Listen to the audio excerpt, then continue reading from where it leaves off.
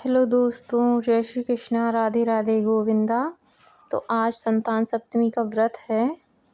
मुझे नहीं पता आप लोगों में से कितने लोग जानते हैं, लेकिन ये हमारे यहाँ होता है।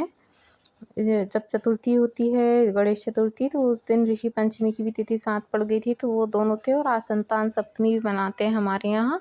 तो आज मेरा उसका व्रत है। तो यहाँ मैं मीठी पूड़ी के लिए ना आटा गूँथ रही हूँ। ये मैंने शक्कर घोल के पहले ही रख दी थी। तो पूजा के लिए मैं रेडी होकर आ गई हूँ, और बस आज ये ज़रूर चढ़ाई जाती हैं, और आज यही खाई भी जाती हैं। जो व्रत करता है ना, तो 7 पूड़ी चढ़ाते हैं, और 7 पूड़ी मीठी वही खाना रहती है। नमक नहीं खाते हैं इस व्रत में। तो मैं उसी की पहले तैयारी कर रही हूँ, क्योंकि मुझे वही भोग में रखना है। तो सबसे पहले कैसे हैं आप लोग? आई होप कि आप सब अच्छे होंगे। स्वागत है आप सभी का मेरे YouTube channel Sonu Sonia blogs में। तो यहाँ आज संतान सप्तमी का व्रत था, तो सुबह से पहले सारे घर के काम निपटा लिए, और ये पूजा फिर मैंने सोचा दोपहर में बाद में करूँगी। मतलब 12 बजे का लगभग का समय है। तो हस्बैंड बच्चे सब चले गए हैं। उसके बाद मैं अपनी पूजा की तैयारी कर रही हूँ, क्योंकि थोड़ा टाइम लगता है इस पूजा में। पोथी वगैरह कथा जो होती है वो पढ़नी रहती है, और इसका पहले पूड़ी बनाकर रखनी होती है, उसी का भोग लगता है। और चांदी की चूड़ी एक मंगवाई जाती है। वैसे तो मेरे पास पहले की भी हैं, और इस बार भी मैंने मंगवाई है। तो हस्बैंड कल ही लेकर आ गए थे। तो यहाँ मैंने कढ़ाई में घी डाल दिया है, और शक्कर मैंने घोल कर रख दी थी। तो अभी तो सिर्फ 7 पूड़ी ही बनाऊँगी, जो मुझे मेन भोग के लिए चढ़ानी है। इनको ही चढ़ाया जाता है आज के दिन, और बाकी मैं अपनी खाने की तो शाम को ही सेकूँगी, जब मुझे खाना होगा। क्योंकि दिन भर तो रह लेते हैं चाय में, लेकिन रात को लगता है कि अब कुछ खाने को हो। रात नहीं कटती है खाली पेट। दिन में तो ये कि दिन भर काम भी रहता है, और चाय वगैरह पी लेते हैं 1-2 बार, तो व्रत निकल जाता है।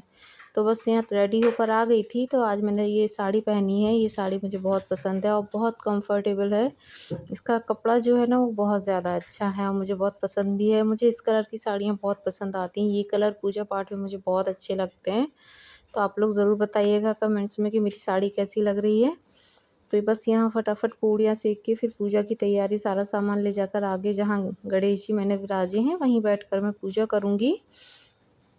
तो बस जल्दी से पहले पूड़ियाँ सेकूँगी, उसके बाद पूजा करूँगी, और उसके बाद फिर चाय पीऊँगी। सुबह से वैसे मैंने 2 चाय पी ली हैं, लेकिन फिर भी चाय की तड़प लग रही है मुझे, क्योंकि मैं चाय कुछ ज़्यादा ही पीती हूँ। तो बस यहाँ पूड़ियाँ फटाफट सेकूँगी। और ये व्रत बच्चों के लिए होता है संतान सप्तमी का हमारे यहाँ। तो बच्चों के लिए किया जाता है। और जो चांदी की चूड़ी आती है 10 ग्राम की है, तो वो हम हमेशा पहन के रखते हैं हाथ में। मतलब 1-1.5 महीने तो पहनूँ ही, ज़्यादा नहीं। वैसे तो हमेशा पहननी चाहिए, लेकिन ऐसा हो नहीं पाता है, तो 1-1.5 महीने के लिए तो पहनते ही हैं। तो ये चूड़ी भी पूजा करके पहनी जाती है। तो वो मैंने कल ही मंगवा ली थी, हस्बैंड ने ला के दे दी थी। वैसे भी मेरे पास पहले की और भी हैं। तो बस सारा सामान उठा कर ले आई थी, सारी तैयारी हो गई थी। तो सुबह एक बार पूजा हो चुकी है गणेश जी की, भगवान जी की।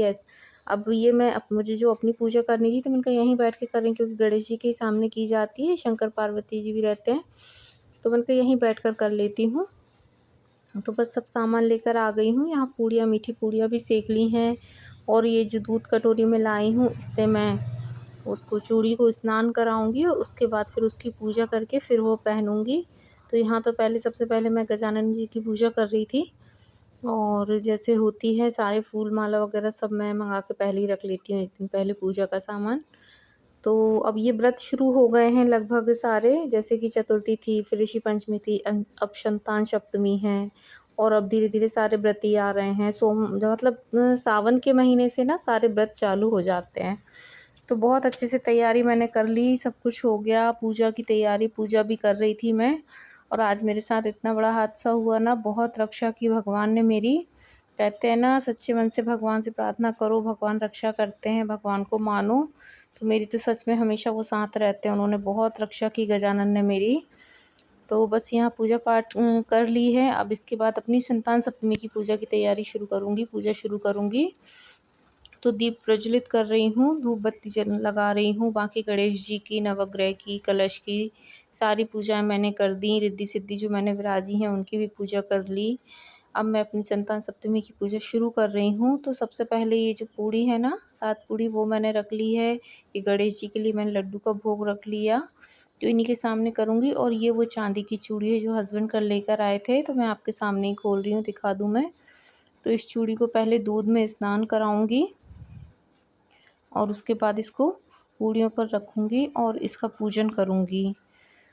और उसके बाद ये जो कलावा रहता है ना, इस कलावे का भी उपयोग करते हैं हमारे यहाँ पूजा में। तो इसमें 7 गठान लगाते हैं, जो कि एक के ऊपर एक नहीं होना चाहिए, थोड़ी दूर दूर लगाते हैं कलावे में। और इसको ना हाथ में ही पहनते हैं, इसको भी हाथ में बंधवा लेते हैं हस्बैंड से या कुछ भी, ऐसे अपने हाथ से तो बांध नहीं पाते हैं ना। तो ये कलावा भी बहुत ज़रूरी होता है। ये भी जैसे चूड़ी नहीं खरीद सकते हैं, नहीं स्थिति होती भाई, हर बार सबकी अपनी अपनी अलग अलग स्थिति होती है, तो हर बार चूड़ी नहीं पहन सकते हैं ना, तो ये कलावा भी आप इस्तेमाल कर सकते हैं। तो इसमें 7 गठान बांध के और फिर इसको धारण करते हैं। तो यहाँ मैंने पोथी की, जो मुझे पाठ करना है, पोथी की पूजा कर ली और अब मैं अपनी कथा पढ़ूँगी। जो भी संतान सप्तमी की जो कथा रहती है वो पढ़ूँगी और उसके बाद फिर होम आरती करूँगी। तो इस तरीके से हमारे यहाँ पूजा ये की जाती है। मेरे मायके ससुराल सभी लोग ये पूजा करते हैं और एमपी में अधिकतर लोग जानते होंगे, एमपी में होती है। बाकी जगह का मुझे नहीं नॉलेज है, नहीं जानकारी है होती है कि नहीं, लेकिन हाँ हमारे यहाँ एमपी में मैंने देखा है कि बहुत सारे लोग करते हैं और स्पेशली ये बच्चों के लिए ही होती है। तो यहाँ कथा समाप्त हो गई थी, तो यहाँ मैंने आरती भी कर ली है, सारी पूजा संपन्न हो गई। लगभग 1 बज गया था, 1 सवा 1 का टाइम था। और आज मेरे साथ इतना हादसा हुआ ना, जब मैं पूजा करके उठी और फिर मैं गई चाय बनाने, और चाय बनाकर मैं लेकर आ रही थी तो मेरा पैर ना उसमें कालीन, जो मेरे यहाँ कारपेट बिछा हुआ है ना, उसमें उलझ गया। तो मेरे अंगूठा, पैर का जो अंगूठा था ना वो मुड़ गया, तो उसमें स्वेलिंग आ गई। तो मतलब एक पल को तो लगा जैसे फ्रैक्चर हो गया है, इतना ज़्यादा पेन था, इतना ज़्यादा पेन, स्वेलिंग तो अभी भी है मुझे, मैं वॉइस ओवर कर रही हूँ, इतनी ज़्यादा स्वेलिंग है। आ गई थी उस समय, ज़्यादा आ गई थी, अभी भी है लेकिन अब कम है। तो मैं डर गई थी कि बहुत ज़्यादा ऐसा तो नहीं कहीं फ्रैक्चर है, और मुझे रोना भी आ गया था। और मैं भगवान से यही कह रही थी, हे भगवान बस ये ना हो, नहीं तो बच्चे हस्बैंड सब बहुत परेशान हो जाएंगे, घर बहुत डिस्टर्ब हो जाएगा। तो बस यहाँ मैंने पूजा संपन्न की, मेरी पूजा बहुत अच्छे से हो गई, भगवान से प्रार्थना की और सब कुछ बहुत अच्छे से हो गया। और एक झटके में, पता भी नहीं चला, एक झटके में मेरा पूरा पैर मुड़ गया था।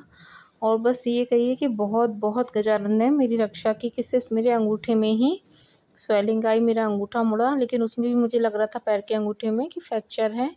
लेकिन दूसरे दिन तक मैंने 1 दिन का वेट किया, स्वेलिंग थोड़ी उतरी, तब रियलाइज़ हुआ कि नहीं, वो मांस जो फट जाता है ना, नीला निशान पड़ गया, तो वो मांस फटने के कारण स्वेलिंग आ गई। बाद में डॉक्टर को दूसरे दिन दिखाया हम लोगों ने, तो मुझे मेरी बहुत गजानन जी ने रक्षा की, नहीं तो मुझे बहुत डर लग रहा था कि हे भगवान कहीं ऐसा ना हो कि फ्रैक्चर हो गया हो। और ये देखिए पूजा संपन्न हो गई, ये मैंने चूड़ी भी पहन ली। तो यहाँ आप मेरे गजानन जी के भी दर्शन कर लीजिए, कैसे मैंने पूजा की है। पूरी पूजा संपन्न हो गई, भगवान को भोग भी लगा दिया, कथा भी हो गई, होम धूप भी हो गया।